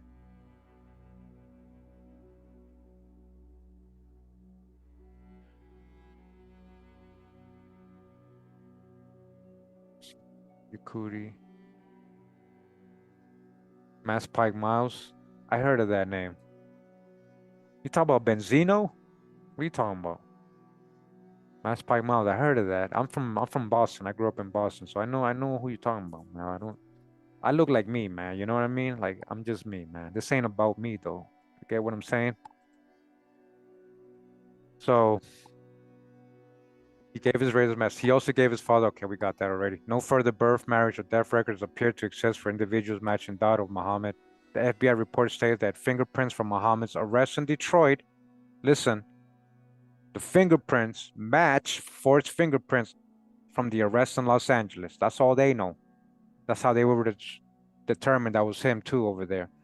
And all this came up, like all this came up in his, like, you guys know I do genealogy, right? I didn't just make this stuff out of nowhere. This is what I was finding when I was doing the genealogical search. I found all that stuff. Whether you want to believe it or not, that they're the same person, because that other guy is kind of crazy. He got mad aliases. He's been in jail.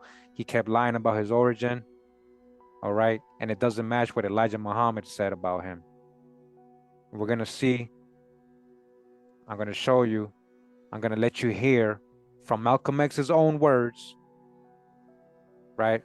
He even wrote, hey, Elijah kind of like, he started kind of creating some narratives, Remember he separated from them. And then what happened to him, right? What happened to him, right? And who got him? Who got him? I'm not even going to say it, man. I'm not even going to stay away from that. But I mean, if you don't know by now, it's like public. Who got him, right?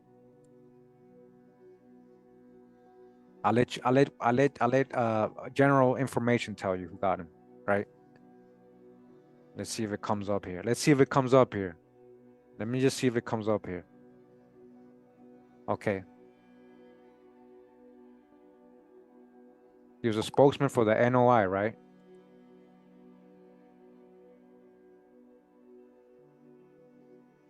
Okay, let's see. See if they got it here. No, I thought they did have it here.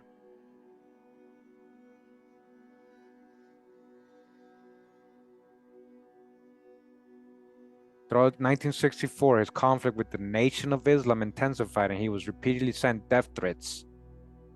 On February 21, 1965, he was assassinated in New York. 3 Nation members were charged with the murder and given indeterminate life sentences. All right, that's all I'm going to show you guys. There's a whole documentary about this. All right. Yeah. Wallace.Fard. Wallace.Fard. This is another mugshot. Okay.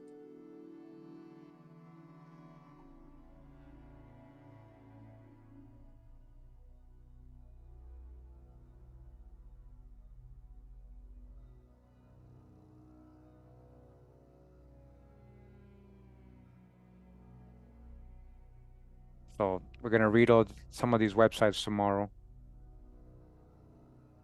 We're gonna read what they had to say, and we're gonna read it from this as well.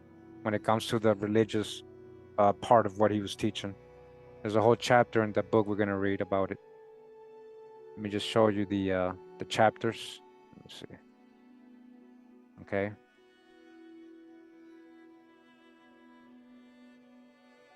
He did pretty good research on this, like, you know. So table of contents, chapter 1, issues of origin, we're gonna read tomorrow. Chapter 2, religious roots. Chapter 3, who was W.D. Farg? Chapter 4, the genealogical connection. All right. Chapter 5, the sun rises in the west. Chapter 6, the image of Islam in Oregon at the turn of the 20th century. Oregon, right? All those places he said he was coming from and born. All right. So this is a pretty good book. You'll see what I'm talking about. And there's also a video with the author of this book talking about him. We're going to go over, probably we're going to do some side commentary as we watch it together. So again, we got a lot of parts coming out of this, guys. A lot of parts. This is just a little introduction, just to get your feet wet, just to get started, all right? I just wanted to go live and kind of talk and explain things. I might just pre-record tomorrow's episode now that we kind of saw this already.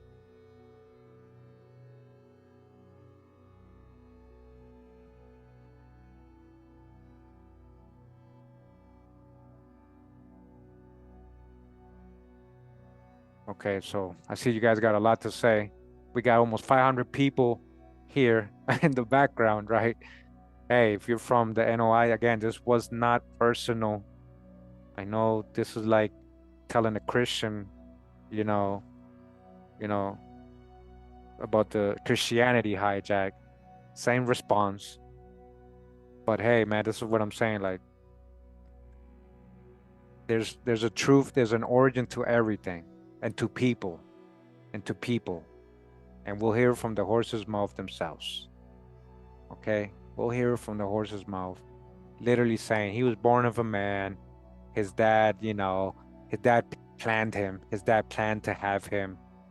His dad purposely married a white woman so he can raise his son to go find the lost, tribes in America, the lost tribe of Shabazz, of Mecca, so he can educate them or indoctrinate them, whatever the agenda was. But he literally said he went and married.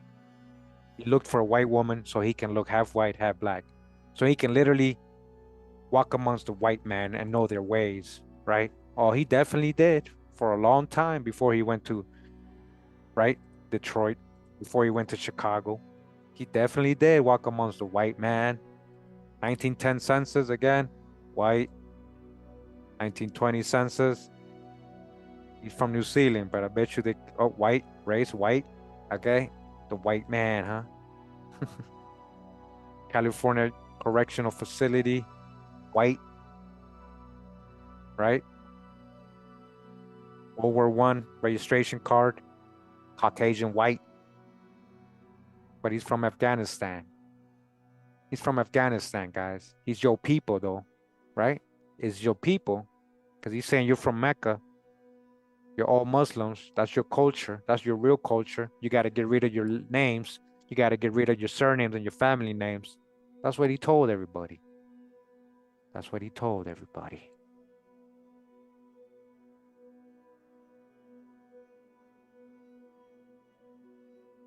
So we're going to end it here for today. Episode 1. We've been here 2 hours. Okay, that's a good time to cut it out. Yep. I know a lot of people's going to be hurt on this. I'm probably going to get a lot of comments and I'm going to have to block a lot of people probably. Just like almost every video. Even yesterday's video and all these other videos I've been doing about, how you're showing you how they reclassified Indians into Negroes and all that. I get a lot of bad comments. I got a lot of people hating me. But nobody said this was going to be easy, guys. And I took that task a long time ago in my life. I was ready for the pressure and the controversy and all that. As long as I continue to get the awesome testimonies and comments just on my video alone yesterday and the one before that from from Indians to free people of color. Like you guys got to read the comments, like people confirming their genealogy, saying, "You're right, man. My family's from here. We were Indians. I'm from this family. I'm from that family. We got the census right here." Like matching everything I'm showing. You know, your testimonies is what keeps me going, guys. It motivates me. I know the real ones are out there. I know you guys really want to, you stand for truth. Really, you really want to know, apart from all the beliefs and all the indoctrination and all the hijacks that were told to us and all the generalizations, all the false narratives. I know there's real people out there that really want to know the truth. All right. This is right here. This is the founder of the Nation of Islam. Supposedly a guy who can walk amongst the white people and the black folks.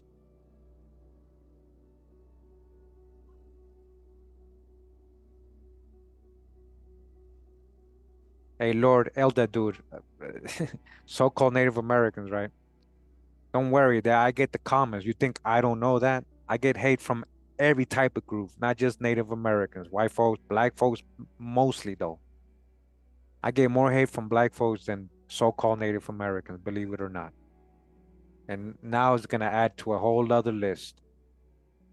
You know, I had the Moorish Science brothers mad at me. I got the Pan African brothers mad at me. Now I got the N. Now I'm gonna have the NOI mad at me. Okay, but as long as I got real people like y'all, and I got Most High people, Hawass people following me, and knowing who they are, and doing their genealogy, and seeing that I'm not just talking out my, you know, butthole.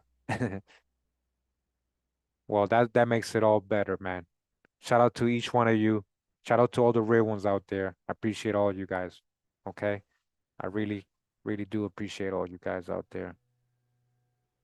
Let me see what we got here. Shout out to, if you guys, let me see. I got, because I want to just give a shout out to Dottie. Talking about Dot, that's funny. Dottie, we're going to go out with royalty.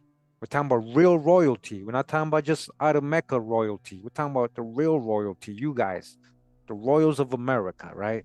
Who had all that bling bling on. You know, that's how they draw the Indians, the statues, right? Of the Southern Indian with all these pearls, all these diamonds, all that. You know, you get what I'm saying? Rich people, royals, nobles, right? We're gonna go out with royalty, produced by Dottie and blessed by Way. All right. Shout out to Dottie and Blessed by Way, going out with royalty. That's the name of this beat right here. All right. Once again, thanks for tuning in, guys. I really appreciate you guys taking the time to do that. I'll give you your night back, your afternoon back on this Wednesday. All right. I got nothing but love for y'all. Trust me, man. Deep down, if you guys really knew me, my heart, what my intentions are, I got nothing but love for humanity. Like I want people to really understand things, certain things. We have been hijacked. We have been misled a lot by people we assume were for your best interests. All this is gonna be public one day. I know it, man. All this in the future. Like, remember when people were believing this person? Remember when people followed this religion? Remember when people were doing that? Yeah. Remember, remember when you were Indians? You guys remember when you were Indians and you had forgotten? They're gonna talk about that. Remember when we thought we were Africans? Remember when we thought we used to come out of ships and that we were all slaves? Remember when we didn't know we were Indians? Right? That's literally the talk now. Who would have known in the 1930s that this would be the thing right now? And now we're learning that you even greater than that, you might have some royal black European, whatever type of European. They don't have to always be royal, but you might have some deep history in your last name that they're saying is your slave name. Do your genealogy, check it out. Try it if you can, if you want to, if you want to get specific. Definitely Indians, all right? You definitely Indians. And a lot of you got the black European too. Those last names didn't just come out of nowhere, you know. But I appreciate you guys. All right, royalty. Royalty produced by Dottie and Blessed by Way. All right, Blessed by Way. Much love and respect. Pura vida, mi gente. Wow.